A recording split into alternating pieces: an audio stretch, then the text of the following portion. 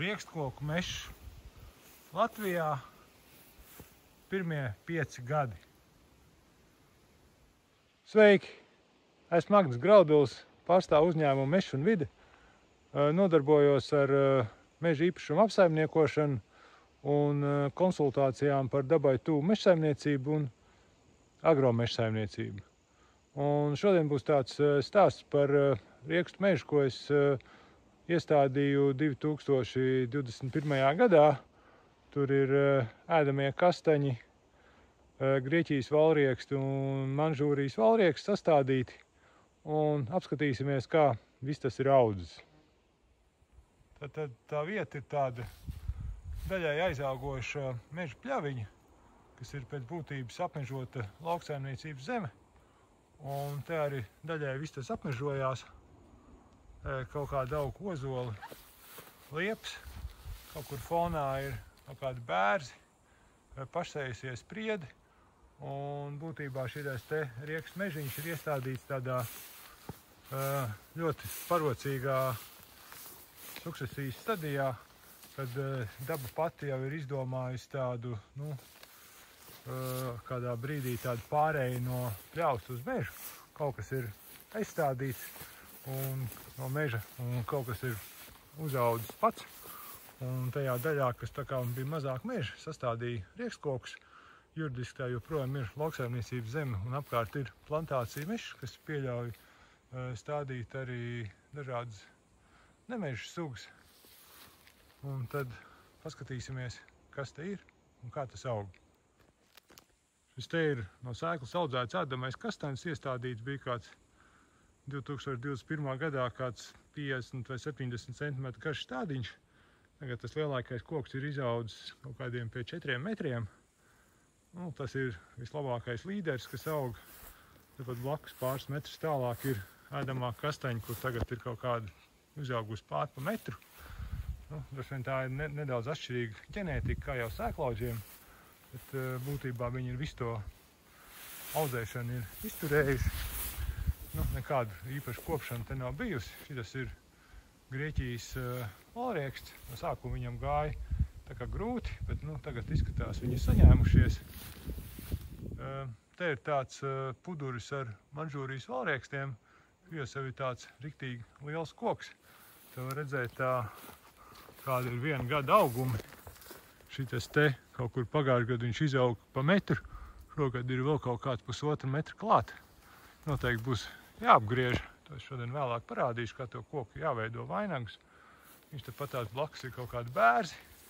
Te ir Manžūrijas valrieksts, blakus aug ozols, lai viņš tikai stiepjās uz augšu.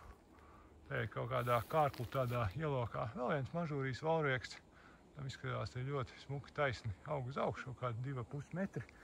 Un blakus arī kaut kas mazāks, iespējams, ka tas ir sēts ar sēklu, nevis stādīts. Viņš ir kaut kāds tikai pie metra izaudzis, bet tas ir visreālāk sēklaudzis. Te var redzēt, tā pļava ir tāda samērā mežonīga. Jāaug visādi pašsējušies koki, visiem tiek ļauts augt. Kaut kāda priekšroka tiek dots, protams, stādītiem riekstkokiem. Un tā kopšana te ir tāda ļoti minimāla. Te nekad nav ļauts zāli, viss ir vairāk vai mazāk audzis pats no sevis. Ar ēnu tiek risināts vienkārši reizēm, kaut kāds koku aizlauzums tiek veikts, lai iedotu gaismu. Un tad te tāda paliela zāle. Reizēm arī mēdz būt slapš, tāda mālaina augsne, kurš lielāks, kurš mazāks. Un tā viss tas aug. Ar sējās ir kādi maziņi ozoliņi, lielāki ozoliņi. Un būtībā tā ir tāda labākā sukcesijas stadija, ka tas daba pati tiecās pāriet uz platlapju mežu. Un tas ir visideālākais brīdis, lai stādītu iekšā kaut kādas arī sev tādas vēlamās sugas, ko tu gribi izaudzēt priekš riekstiem, jo daba ir saņēmušies audzēt ozolus, liepas, un tas nozīmē, ka tā pļava pamazam iet uz galu un ir piemērot dabiskie apstākļi arī riekstkoku audzēšanai. Reizēm stādot tādā klajā laukā, viņi varbūt neaug tik tik labi, jo tomēr tā augsne ir vēl vairāk tā kā pļava vai lauksaimniecības zeme. Te jau viņi vairāk tā kā tā visa bioloģija iet uz mežu. Un tā augsnes gatavošana pirms stādīšanas tap veikt ar vienkārši parasto komunālās saimniecības ekskavātoru riteņtraktoru. Nu, tas čalis, kas to raka, to darīja pirmoreiz dzīvē, bet nu, viņš cienījām to visu izdarīja. Te ir sarakts kupicis vai pacils. Te var redzēt šitā te ir bedre. Un tas koks ir stādīts uz pacils, kur ir nedaudz augstāk. Tā pacila tagad ir joprojām saglabājusies un tās bedres. Un tas dod arī labākus augšanas apstākļus, ka tas koka sakņu kakls ir vienmēr sausumā. Un po kādos vairumā gadījumu droši vien, ka pacils ir labākais veids. Ja kādam interesē tā ražība, tad tas ekskavātora ražība bija apmēram 1 pacilu minūtē. Tagad te īpaši nevajadzēja te kaut kādas, kaut kur ap 100 pacilām, vai bišķi vairāk, tad nu, viņš tad tīri ātri ar to visu tika galā. Un būtībā tev maz darbu ir, tas mazs apjoms ir ērtāk taisīt ar riteņtraktoru, kur pats var atbraukt, pats var aizbraukt un to darbu izdarīt tikpat labi, kā arī kapuķējuši traktors, ar ko parasti gatavo lielāks daudzums pacilu. Un tā viss tas tāda pļaviņa te mijās ar kādiem vecākiem kokiem, te ir kaut kur pa vidu kāds lieps, kas te pašsējās ar kaut kādas bēziņi, pa vidu visur ir riekskoki. Daudz, kur grāmatās ir rakstīts, ka kokiem jāaudz pilnā saulē, labos gaismas apstākļos. Bet jau pieņemsim apskatās uz šo ēdamo kastani, tad augšā viņam ir paltaukšņa vainags, tāpat blakus ir eglis, kaut kāds ozols. Bet tāpatās, neskatoties uz to nosacīto pusēnu, viņi aug ļoti labi. Bet te iet kaut kur bišķiņ dziļāk iekšā tajā apaugumā, te ir vēl viens ēdamais kastans blakus ozolam, un tā ir tā koku augšanas būtība, kad viņi visi, tā kā jaunībā mazi koki tomēr aug pieēnojumā, citu koku ēnā, un te pamazam izcīna savu vietu zem saules, izaugot lielāk par pārējiem, un tas piesaks jaunībā pasargā viņus no dažādām salnām, grauzējiem, dzīvniekiem, un tas koks var izpraukties, un tad arī veidot smuku taisnu stumbru, augt uz augšu. Un te būs tāds viens neliels kopšanas piemērs. Ja tepat tās blakus ir kāds lielāks koks un apakšā aug mūsu mērķa koki, tad ko tur var darīt? Šitas te ir, pieņemsim, ir valrieks, tepat blakus ir ēdamais kastans, viegli te viņam neiet, gaismas ir maz.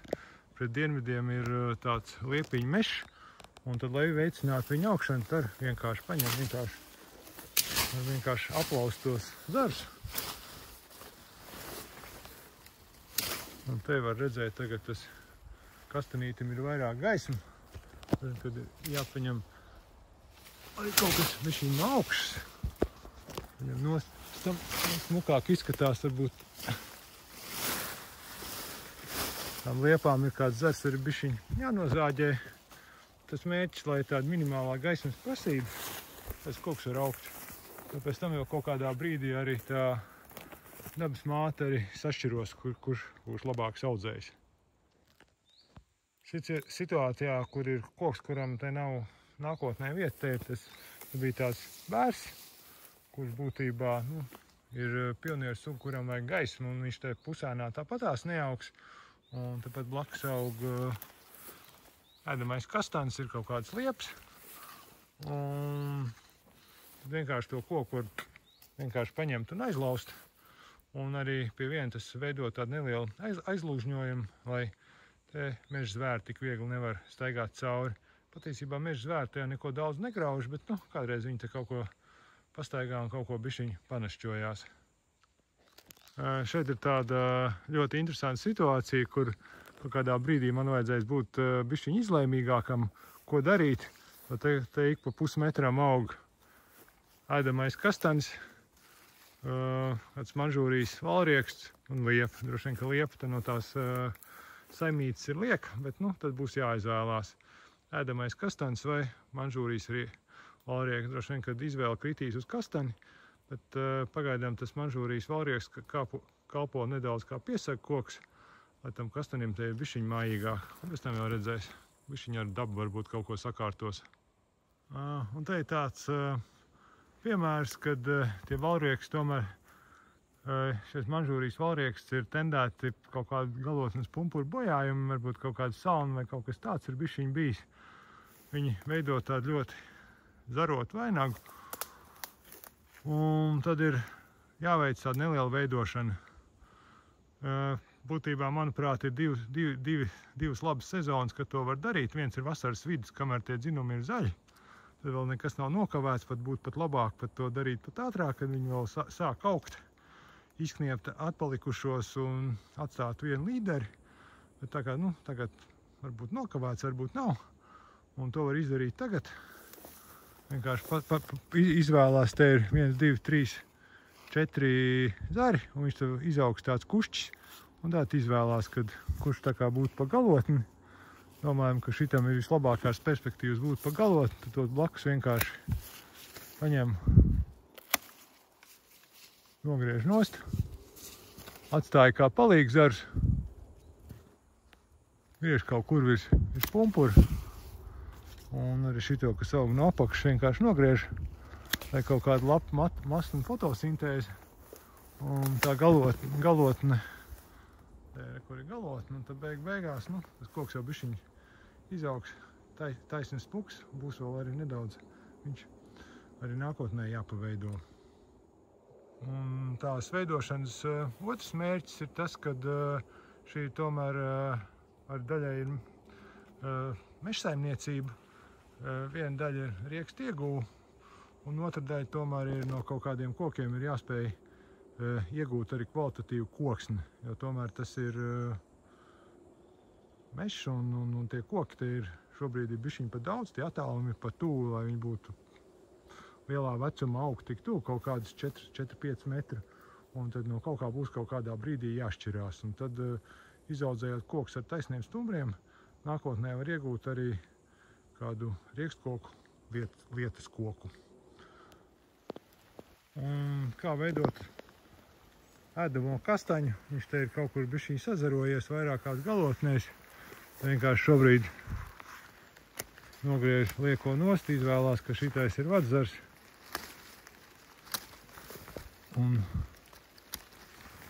tad ir palikusi te viena galotne. Un tad pārējais te lēnām augsts, lai viņš ir bišķiņ lejā krūmīgs. Tad tas stumbrs ir aizsargāts, ja kāds tur izdomā kaut kādas ragus paberzēt vai kaut ko tam līdzīgi padarīt, un viņam ir pietiekoši liela biomasa lapas, lai varētu augt uz augšu. Pēc tam pakāpeniska laika, lai tas ļaut, lai tas vadzargs aug uz augšu, veidot koku un pamazām to apakšu atstāt bišķiņ plikāku. Bet jaunam kokam tas ir ļoti derīgi. Te ir vēl tāds nedaudz piemērs, ko redzēt, kas notiek ar riekstu sēju. Es parasti uz vienu punktu iesēju kaut kādus 4-5 riekstus. Iespējams, kāds kādreiz var neuzdīgt, bet tā pamatdoma ir tāda, lai viņiem būtu kāda savstarpējā nedaudz konkurence. Un tad ļoti labi tu uzreiz var redzēt kaut kādu atlasīt tos labākos audzējus. Un tu var redzēt, kāds ir pavisam tievs, kāds ir bišķiņi resnāks. Un kāds ir te kaut kur pa ceļam no kaut kā cietis. Un tad ir pēc būtības tāda izvēle, iespēja atlasīt smukāko, labāko, spēcīgāko koku, vai kādas īpašības tur vajag. Un tad arī mērķiecīgi viņu audzēt un tos pārējos sastāt kā tādus palīgus bišķiņu piesagu, lai tas stumbrs tur apakšā ir ar kaut ko piesakts. Un tas bija tāds neliels ieskats vienā no pirmajiem manis veidotajiem riekstkoku mežiņiem. Tur kaut kur es minēju par sukcesiju. Sukcesija ir ekoloģiskais process, kur uz kaut kādas zemes vienības tur viena augu sugu vai sugu kopums pamazām pakāpes nomainās ar nākošo. Tas ir parasti sākotnēji nākāds pionieru sugas, un pēc tam nāk sekundārās sugas. Un beigās izveidojās tās nosacīt, gala stāvoklis nav, bet tāds daudz maz pastāvīgs rotējošs stāvoklis, kad ekosistēma visu laiku kustās. To sauc par sukcesiju. Ja patīk šis video, tad tur lejā spriežiet laiku vai parakstieties uz kanālu. Atā, tiekās mežā.